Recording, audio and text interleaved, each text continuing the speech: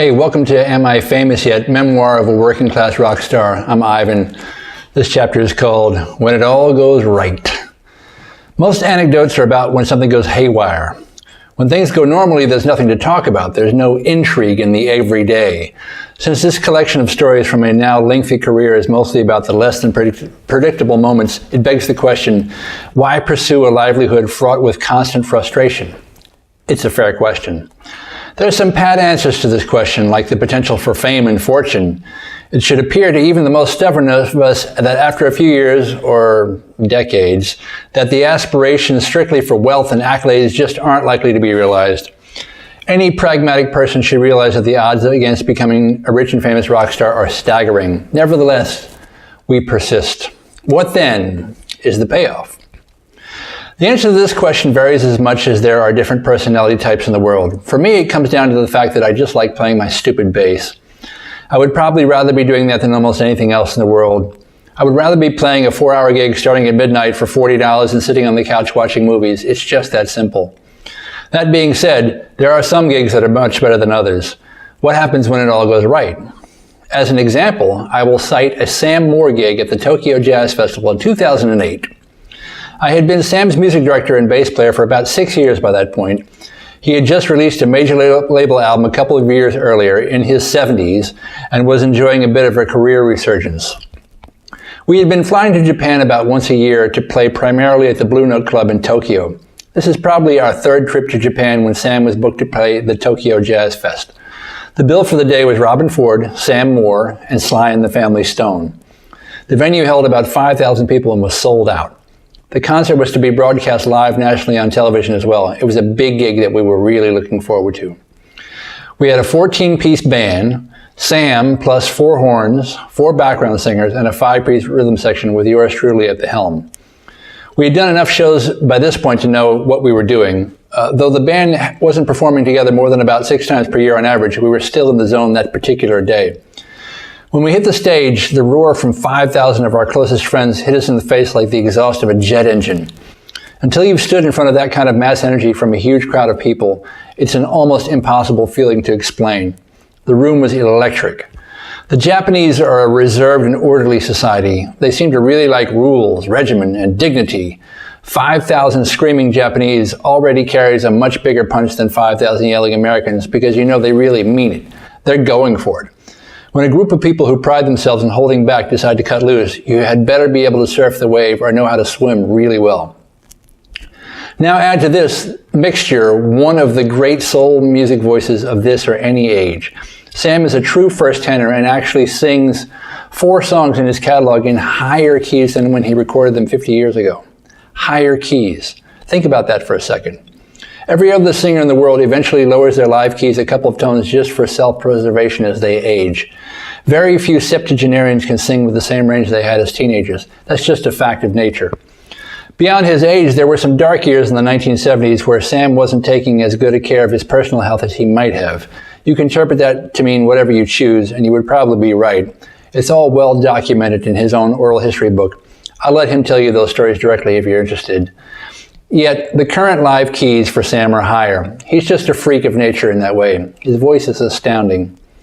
Not a rock star on the planet comes up to him with anything less than pure reverence for his instrument and what he's accomplished. I've met some of the biggest music celebrities in the world standing next to Sam. Whatever giant egos they might be reported to have, none are in evidence when they're talking to Sam. One of the many things that also makes Sam's great is that he's a master showman. He knows how to work a crowd. Given the right circumstances where he doesn't have to worry about the band playing the wrong notes or the monitors not allowing him to hear himself, nor any other distractions, he's a force of nature on stage. The Tokyo Jazz Fest of 2008 was just such an evening. We brought Sam on with his monster hit, Hold On I'm Coming. The crowd was rocking. We were off to the races.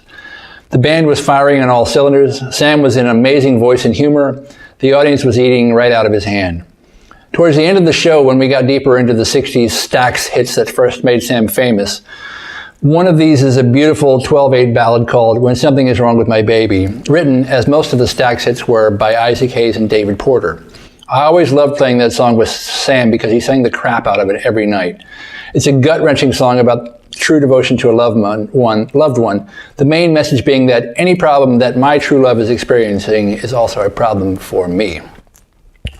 The otherwise reserved Japanese audience members were openly sobbing during the song, full-on ugly crying from a people not known for being effusive. It was unbelievably moving to witness, much less be an integral part in having created this moment. When we tore into my absolute favorite groove to play in all of Sam's catalog, I Thank You, the bubbly, unbelievably funky eighth note octave bass line on that song created at Stax by the legendary Duck Dunn is just a blast to play alone at the house, much less on a giant concert stage with the artist who made the song famous. The top of that song is an open, occasionally lengthy ad-lib section. What I would tell musicians who would be joining our band for the first time, like occasional local pickup horn sections, was this. The start of every chart is an open vamp, meaning a section that repeats until cue to continue on from the conductor, who is me in these situations. When that cue is received, the chart reads down exactly as written until, that is, we get to the end. Then we're in another vamp until I cue the ending. It's precisely in these vamp sections, the non-written ones, that the magic would happen with Sam. He would go into these call and response sections with the audience, or say what was on his mind, or go wherever his creativity would take him. To digress for a moment, there was another gig where Sam was to do a duet with a gentleman nicknamed Sting of a Grover Washington Jr. and Bill Withers tune called Just the Two of Us. I'm sorry for that name I just dropped. I'll pick it up and explain more about that later. Anyway, Sam's buddy, Sting, likes to rehearse and likes to know exactly what he's doing on stage. Fair enough. Most performers prefer that. Evidenced that day by the fact that Mr. Sting had brought his own personal teleprompter complete with operator for the occasion. At the sound check, Sam clearly didn't intimately know the melody nor the phrasing of the song. The words were on Sting's teleprompter, but Sam was pretty loose on everything, to say the least. Backstage after the sound check, Sting came up to me and asked about Sam, quote, "Is he going to be all right out there?" End quote. I attempted to explain to Mr. Sting what little I understood about the internal machinations and improvisatory performance style of Sam. I told Sting, I don't know what he's going to do on the actual show. You don't know what he's going to do, and more importantly, he doesn't know what he's going to do. Based on Sting's concerns, I went back to Sam's dressing room and asked if he wanted to go over the song before the show. He said nope. True to my prediction, on the show, Sam started the song very shakily. By the end of the tune, by improvising call and response lines with Sting, Sam had leveled the building. I've seen him do it countless times. It's never less than amazing.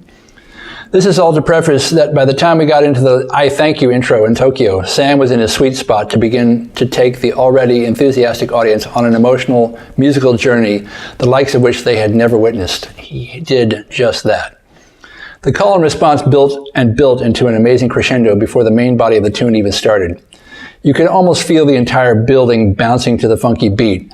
When the song finally landed in its proper form, the shockwave of energy in the room increased just that much more.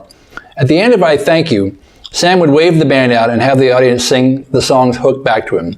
It's difficult to describe the feeling generated by the sound of 5,000 people screaming at you in unison in a language which isn't their native one. I thank you. After the audience would do this 3 times, we would launch into the intro of Sam's most famous hit, the Grammy Award-winning Soul Man. On any regular night, this would push any audience from enthusiastic to ecstatic. On this particular night, it almost blew us back through the back wall of the theater. It was one of the greatest live performance moments I've ever seen, much less have been a part of. We left the stage sweaty, spent, exhausted, and knowing that we'd played our asses off because Sam had given us a very special opportunity to do so. That's why we do it. That's why we suffer the dues of this business, for fleeting moments like that one. I've seen video footage from that show. I wasn't just imagining how great it was. Sam really did knock them all dead. I was proud to be standing behind him that night, as I always am. We didn't get rich that day. We didn't get famous, but we did participate in an enormous confluence of human energy and adulation that we were all instrumental in.